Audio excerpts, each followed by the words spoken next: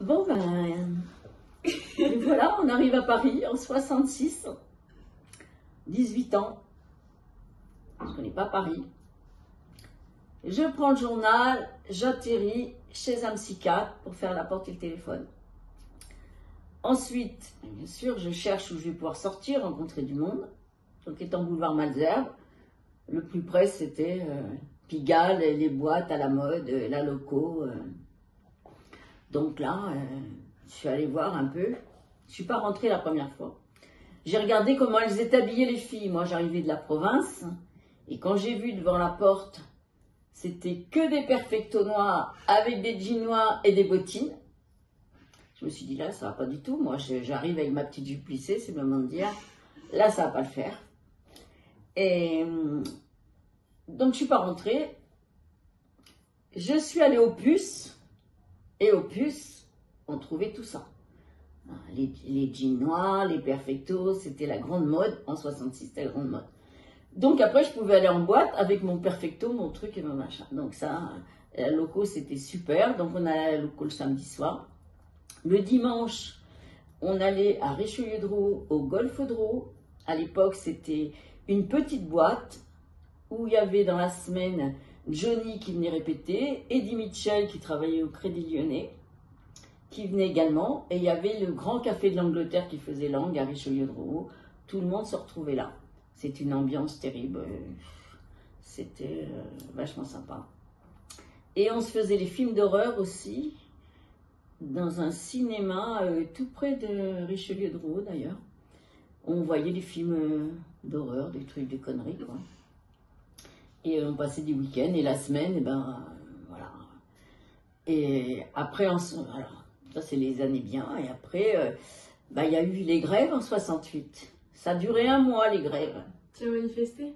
Alors, toute la semaine, les gens, bah ça faisait devant la bourse, ils mettaient le feu partout, partout. Ça pétait dans tous les sens.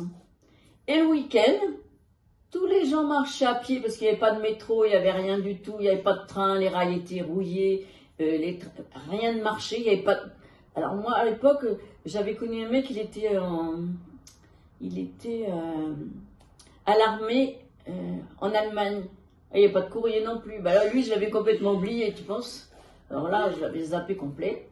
Et c'était une époque super parce que le dimanche, tout le monde se promenait, bras dessus, bras dessous, comme s'il ne se passait rien. Et le lundi, ça pétait dans tous les sens. Et ça durait un mois.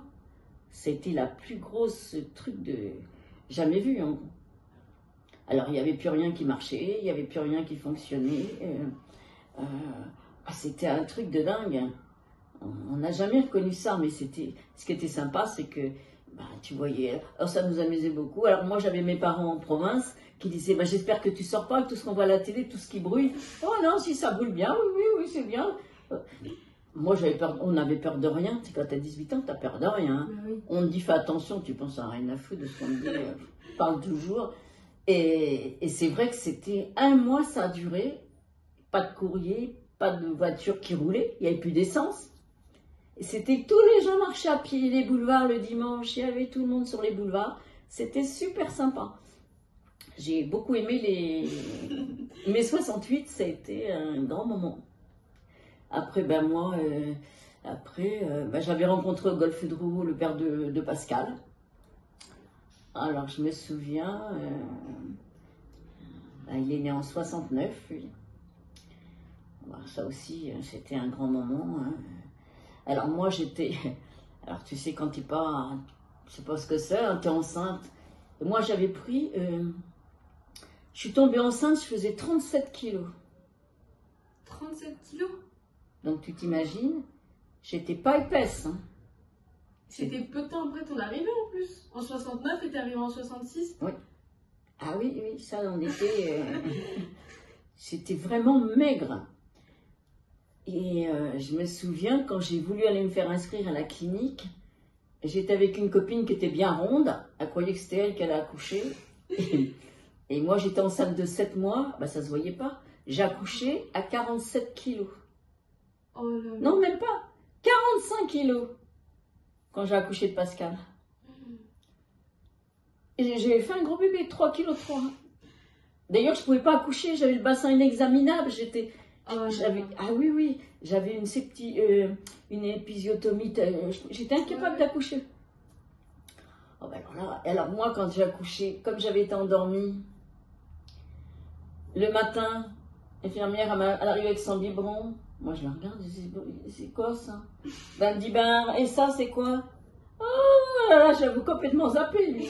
Oh là là là là. Oh, puis je dis, il est tout jaune, mais c'est pas le mien, c'est un chinois. Il était tout jaune, il avait la jaunisse, le pauvre gosse. Oh là là là là, je me suis dit, ben, me voilà bien. Oh, cette époque-là, alors là. Alors, on l'emmenait partout. C'est-à-dire qu'on, ben oui, on l'emmenait en boîte. Où est-ce qu'on allait à l'époque? On le laissait au vestiaire. Ah oui, oui, on le laissait au vestiaire. Oui, oui, celle du vestiaire, elle nous le gardait. On l'emmenait partout. C'est-à-dire que j'étais toujours avec le môme, partout on l'emmenait. Oh, ça ne m'étonne pas qu'il aime la nuit, il était toujours dehors, lui, il a passé son temps. Ah, mais c'était l'époque où, franchement, ça allait comme ça pousser. C'était l'époque, ces années-là, les années jusqu'à 70. Bon, après, les années 80, c'était autre chose, c'était un peu plus structuré, un peu plus, voilà. C'est-à-dire que bon, après, tu grandis un peu. Oui. Après, Jean-Éric, il est né en 82, donc tu vois, j'avais 34 ans. Donc là, c'était bien posé, bien machiné. Tu sortais pas avec Jean-Éric en boîte? Ah bah non, c'était... Mais, et Pascal, lui, il est que de la nuit, hein. Lui, il vit la nuit. Lui, il est dans l'animation. C'est dans les gènes. Ah, c'est dans les gènes. Que Jean-Éric, il est comptable. Alors là, c'est fermé de chez fermé et c'est pas du tout les mêmes. Mais c'est vrai que c'était une très belle époque.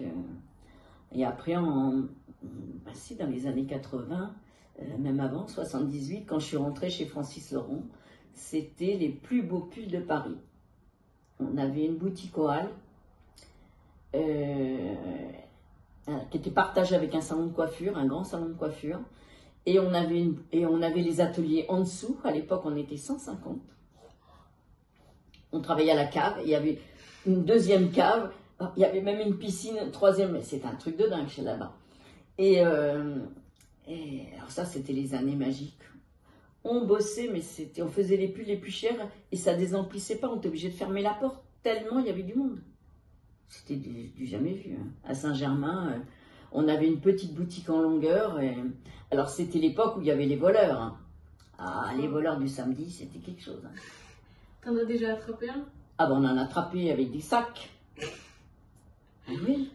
Ah oui, on rentrait des pantalons parce qu'on faisait les pantalons andins parce que la belle-sœur de la patronne était dans le prêt-à-porter. Elle nous faisait les pantalons andins de la couleur de nos pulls.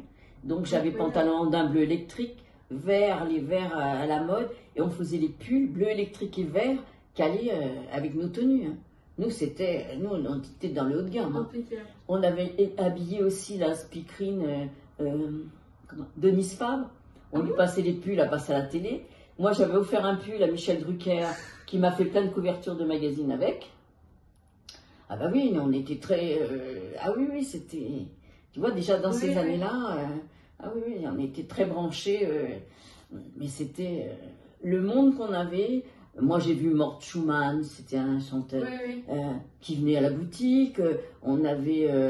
comment il s'appelle, le duc de Saint-Germain qui est mort, qui était le copain de Dalida. Dalida venait à la boutique, on avait toutes les vedettes, nous, c'était... Ah oui, oui, nous, c'était... Notre boutique passait à la télé aussi, hein. On est passé à la télé. Christiana faisait des trucs magnifiques, franchement. Et à l'heure d'aujourd'hui, on est toujours... tu vois, je l'ai eu hier au téléphone, on est toujours en contact, on se voit toujours à la Bite-Neuilly. On est toujours... C'est bien ça.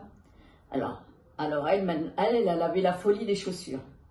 C'est-à-dire que quand on était au Halles, il y avait un troisième sous-sol qui était plein de chaussures à Christiane. C'est-à-dire quand on a dû déménager, on a remonté presque 300 paires de chaussures qu'on a mis en vente à la boutique. Et elle achetait dans toutes les couleurs.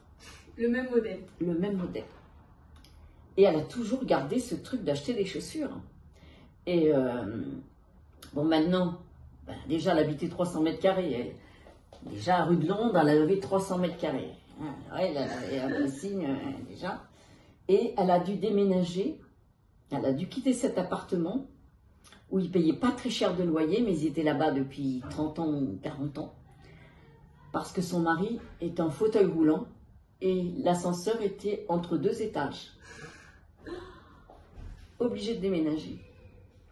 Ils se retrouvent à Neuilly, 100 mètres carrés, alors c'est tout petit pour eux. Oh, les pauvres. Mais elle, avec tous ces trucs, il a fallu qu'elle se sépare de plein de choses. Donc les chaussures, donc elle a fait des étagères en longueur dans sa chambre et elle a acheté des petits pochons et elle met les chaussures et elle achète toujours des chaussures.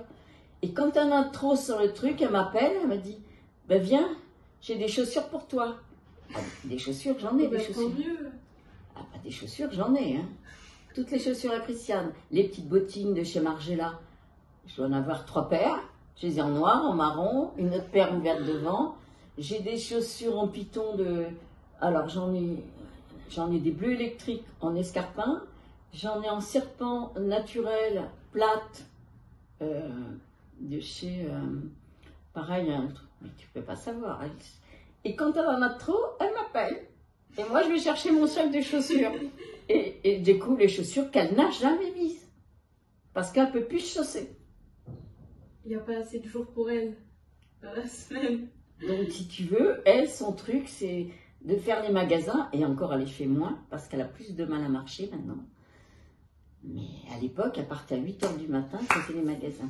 Et des fois, elle allait direct au dépôt-vente, déposer les paquets. Ça, c'est une maladie. Hein. Acheteur compulsif. Ah ben, c'était horrible. C'était incroyable. Mais elle nous faisait des pulls, c'est vraiment une artiste. D'ailleurs, elle a 4 enfants.